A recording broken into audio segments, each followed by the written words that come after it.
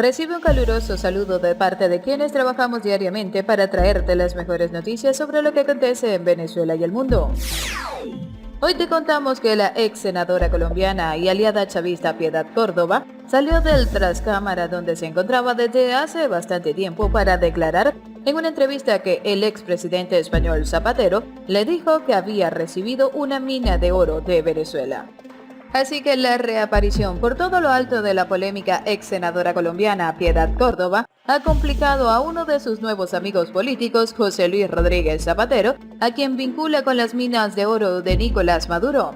Así lo ha relatado en una entrevista concedida al medio digital colombiano Las Dos Orillas, donde mezcla de forma confusa a gobernadores chavistas y aliados internacionales con sanciones y corrupción para dibujar a la postre una radiografía descarnada de la revolución que tanto defiende.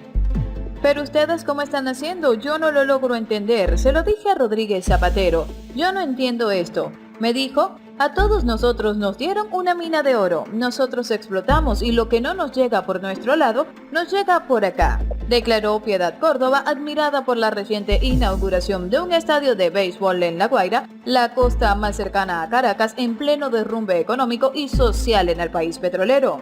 La dirigente preguntó a los allí presentes sobre cómo era posible semejante milagro económico, pese al supuesto bloqueo que alega el chavismo, en un relato que deja más interrogantes que respuestas.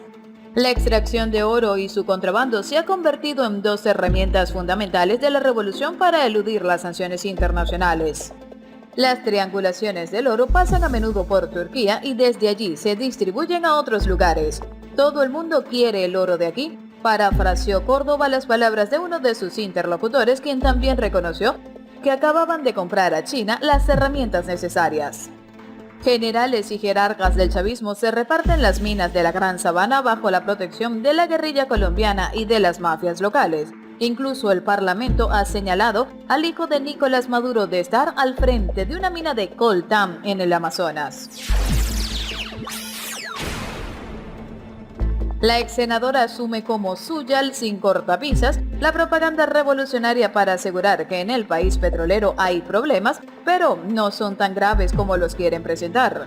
Tú vas allá y sientes el bloqueo fuerte como en Cuba, pero igual todavía hay un gobierno que pensiona 4 millones de personas, reciben 3 euros al mes. La argumentación de Piedad Córdoba alcanza su punto más álgido al asegurar que el problema es que nunca le pararon bolas o le hicieron caso a la comunicación del exterior y esto generó más el caos que el exilio a la gente. El derrumbe revolucionario, que suma 6 años en recesión con casi el 70% del Producto Interno Bruto destruido, ha provocado la fuga masiva de más de 5 millones de venezolanos. Tanto Zapatero como Córdoba coinciden en su defensa a ultranza de la revolución, incluso atribuyendo la enorme diáspora a las sanciones de Estados Unidos. Entre los grandes olvidos de Córdoba en esta entrevista, con Las Dos Orillas, está el nombre de quien es el principal financiador del estado de La Guaira, inaugurado con años de retraso. Se trata de un viejo conocido suyo, el empresario colombiano Alex Saab, a quien la fiscal rebelde de Venezuela acusa de ser el principal testaferro de Maduro. Saab, perseguido en su país y en Estados Unidos, se ha enriquecido en los últimos años gracias a las cajas de comida Club, la versión bolivariana de las libretas cubanas de racionamiento transformadas en la principal herramienta de control social del chavismo. Piedad Córdoba también se reunió con la vicepresidenta ejecutiva del régimen, Delcy Rodríguez, hace 2 semanas. Me dice, ve al sitio, yo fui pero no sé sinceramente qué era eso ahí. Y después me dice un señor, bájese de este carro. Nunca imaginé que quien iba manejando era Delcy. Ese es un equipo muy sólido, se congratuló la activista política. La oposición está negociando con Nicolás, están llegando a acuerdos con él. Habrá elecciones, a Guaidó nadie le cree allá.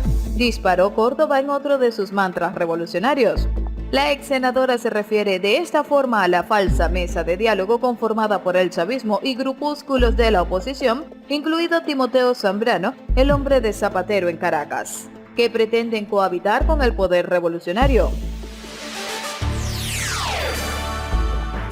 En su último viaje a Caracas, Zapatero presidió el encuentro entre ambas partes, que también contó con el visto bueno previo del canciller ruso, Sergei Lavrov, y todo ello pese a que el Parlamento Democrático decretó en el 2018 que el ex líder del Partido Socialista Obrero Español era inadmisible para una negociación o un diálogo político.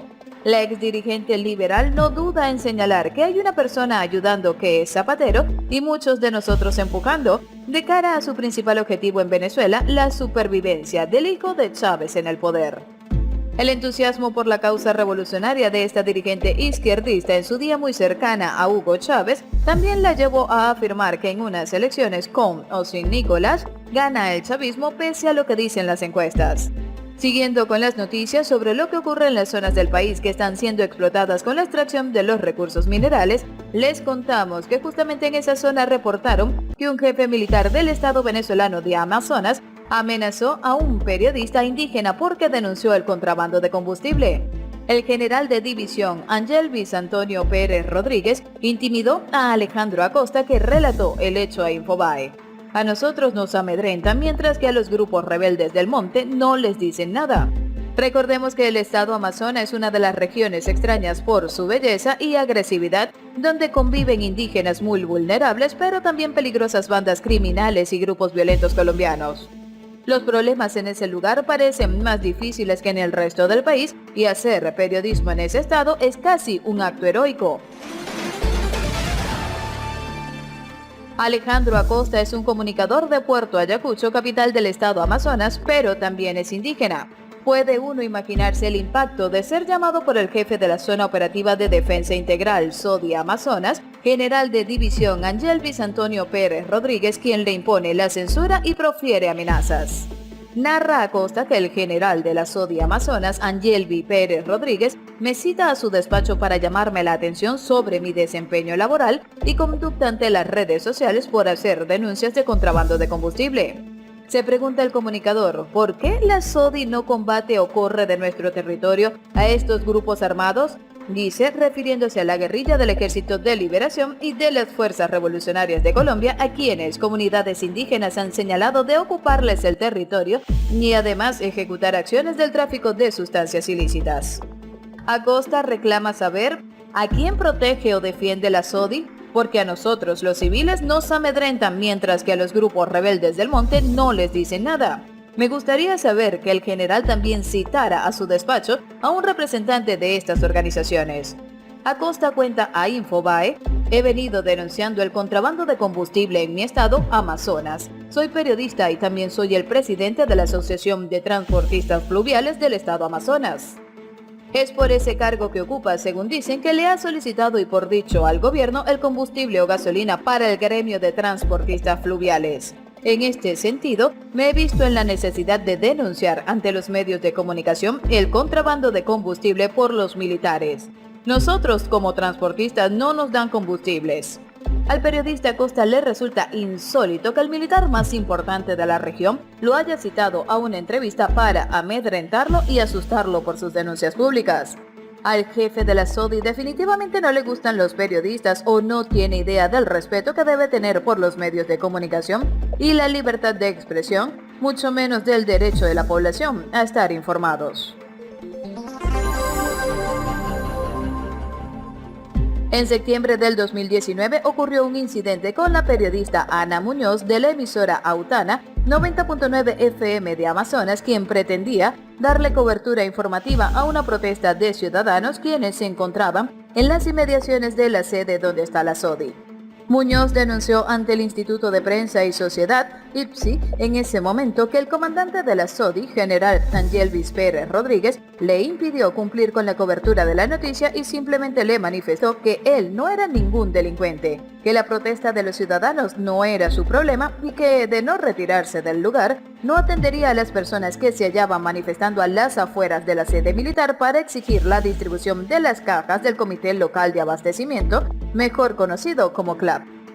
El jefe militar le ordenó a los subalternos de la zona operativa que acompañaran a la periodista de Autana 90.9 FM hasta la vía principal del sector. Amazonas es un estado con múltiples y variados problemas. El 23 de octubre del 2015, Nicolás Maduro, con el decreto 2071, establece que el municipio Atures sea la única zona número 8 de seguridad fronteriza, pero nada ha cambiado. Cada día es una zona con problemas que se desbordan y que las autoridades no quieren que nadie cuente, y mucho menos si son periodistas. De esta forma hemos llegado al final de las noticias por el día de hoy. Muchas gracias por seguirnos y no te olvides de compartir este video con tus familiares y amigos. Esto fue Hechos Internacionales. Chao, chao.